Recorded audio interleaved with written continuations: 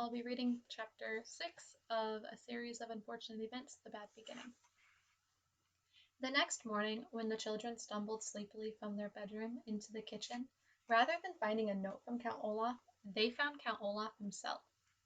"Good morning, orphans," he said. "I have your oatmeal all ready in bowls for you." The children took their seats at the kitchen table, and they stared nervously at their oatmeal.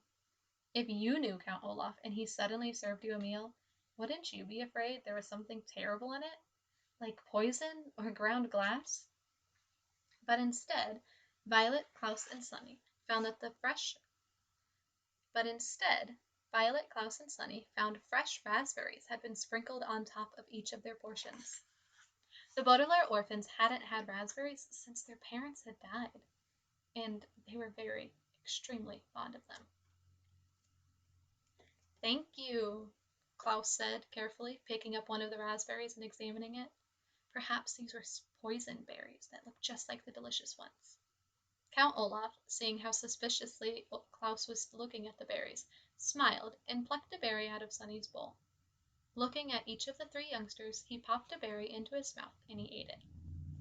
"Aren't raspberries delicious?" he asked. "They were one of my favorite berries when I was your age."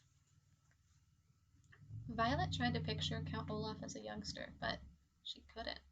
His shiny eyes, bony hands, and shadowy smile all seemed to be things only an adult possess. But despite her fear of him, however, she took her spoon into her right hand and began to eat her oatmeal. Count Olaf had eaten some, so it probably wasn't poisonous, and anyway, she was very hungry. Klaus began to eat too, and as did Sunny, who got her oatmeal and raspberries all over her face. "I received a phone call yesterday," Count Olaf said, "from Mr. Poe. He told me you children went to see him." The children exchanged glances.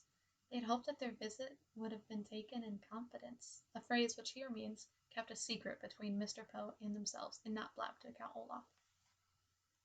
"Mr. Poe told me," Count Olaf said, "that you appeared to be having some difficulties adjusting to the life that I have so graciously provided for you. I'm very sorry to hear that." The children looked at Count Olaf. His face was very serious, as if he were very sorry to hear that. But his eyes were so shiny and bright, the way that they are when someone's telling a joke. "Is that so?" Violet said. "I'm sorry that Mr. Poe bothered you." "I'm glad he did," Count Olaf said, "because I want the three of you to feel at home here, now that I am your father." The children shuddered a little at that, remembering how their own kind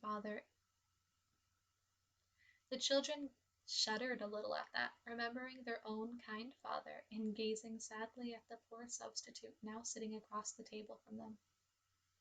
"Lately," Count Olaf had said, "I have been very nervous about my performances with the theater troupe. I'm afraid I may have acted a bit standoffish." The word standoffish is a wonderful one, but it does not describe Count Olaf's behavior toward the children. It means reluctant to associate with others, and it might describe someone who, during a party, would stand in a corner and not talk to anyone. It would not describe somebody who provides one bed for 3 people to sleep in, forces them to do horrible chores, and strikes them across the face. There are many words for people like that, but standoffish is not one of them. Klaus knew the word standoffish and almost laughed out loud at Olaf's incorrect use of it. But his face still had a bruise on it, so Klaus remained silent. "Therefore, to make you feel a little more at home here, I would like to have you participate in my next play. Perhaps if you took part in the work that I do, you would be less likely to run off complaining to Mr. Poe." "In what way would we participate?" Violet asked. She was thinking of all the chores that they already did for Count Olaf, and was not in the mood to do more. "Well," Count Olaf said, his eyes shining brightly, "the play is called The Marvelous Marriage, and is written by the great playwright Al Funcoot. We'll give only one performance on this Friday night. It is about a man who is very brave and very intelligent, played by me. In the finale, he marries the young, beautiful woman he loves in front of a crowd of cheering people. You, Klaus, and you, Sonny, will play some of the people cheering in the crowd.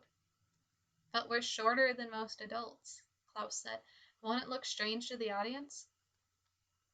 You will be playing two midgets who attend the wedding, Olaf said patiently. And what will I do? Violet asked. I'm very handy with tools, so perhaps I could help you build the set. Build the set? Heavens, no, Count Olaf said. A pretty girl like you shouldn't be working backstage. But I'd like to, Violet said. Count Olaf's one eyebrow raised slightly, and the Baudelaire orphans recognized this is a sign for his anger. But then the eyebrow went down again as he forced himself to remain calm. But I have such an important role for you on stage, he said. You are going to play the young woman that I marry. Violet felt her oatmeal and raspberries shift around in her stomach as if she had just caught the flu. It was bad enough having Count Olaf acting in loco parentis and announcing himself as their father. But to consider this man her husband, even for the purposes of a play, was even more dreadful. It is a very important role, he continued, his mouth curling up into an unconvincing smile. Although you have no other lines than I do, which you will say when Justice Strauss asks you to have me. Justice Strauss? Violet said. What does she have to do with it? She has agreed to play the part of the judge, Count Olaf said. Behind him, one of the eyes painted on the kitchen walls closely watched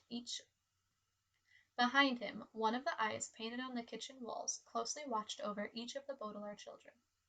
I asked Justice Strauss to participate because I wanted to be neighborly as well as fatherly. Count Olaf, Violet said, but then she stopped herself. She wanted to argue her way out of playing his bride, but she didn't want him to be angry. Father, she said, I'm not sure I'm talented enough to perform this role professionally. I would hate to disgrace your good name and the name of Al Funcoot. Plus, I'll be very busy in the next few weeks working on my inventions and learning how to prepare roast beef. She added quickly, remembering how he had behaved about dinner. Count Olaf reached out one of his spidery hands, and he stroked Violet on the chin, looking deep into her eyes. You will, he said, participate in this theater performance. I would prefer it if you would participate voluntarily. But as I believe Mr. Poe has explained to you, I can order you to participate, and you must obey. Olaf's sharp and dirty fingernails gently scratched on Violet's chin, and she shivered.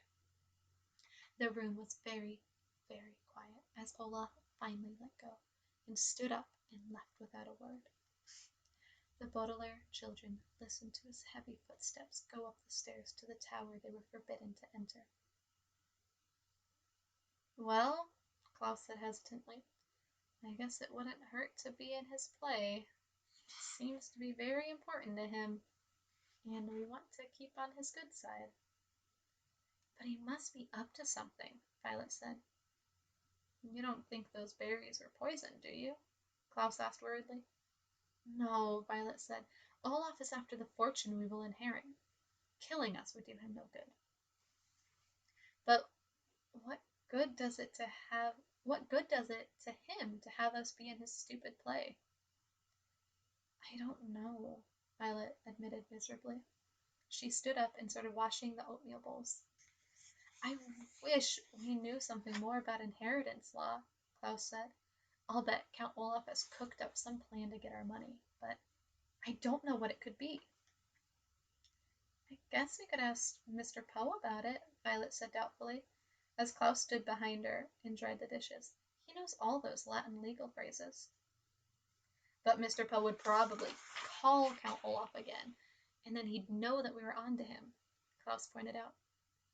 Maybe we should try to talk to Justice Strauss. She's a judge. She might know. It's all about the law. But she's also Olaf's neighbor, Violet replied, and she might tell him that we had asked. Klaus took his glasses off, which he often did when he was thinking hard. How could we find out about Lot without Olaf's knowledge? Buck! Sunny shouted suddenly. She probably meant something like, would somebody please wipe my face? But it made Violet and Klaus look at each other. Buck. They were both thinking the same thing. Surely Justice Strauss would have a book on inheritance law. Count Olaf didn't leave us any chores to do, Violet said, so I suppose we are free to visit Justice Strauss and her library. Klaus smiled. Yes, indeed, he said. And today, I don't think I'll choose a book about wolves. Nor I, Violet said, on mechanical engineering. I think I'd like to read about inheritance law. Well, let's go, Klaus said. Justice Strauss said we could come over soon, and we don't want to seem standoffish.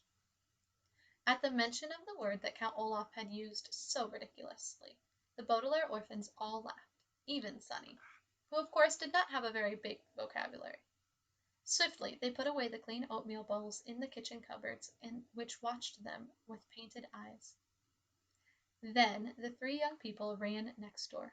Friday, the day of the performance, was only a few days off, and the children wanted to figure out Count Olaf's plan as quickly as possible.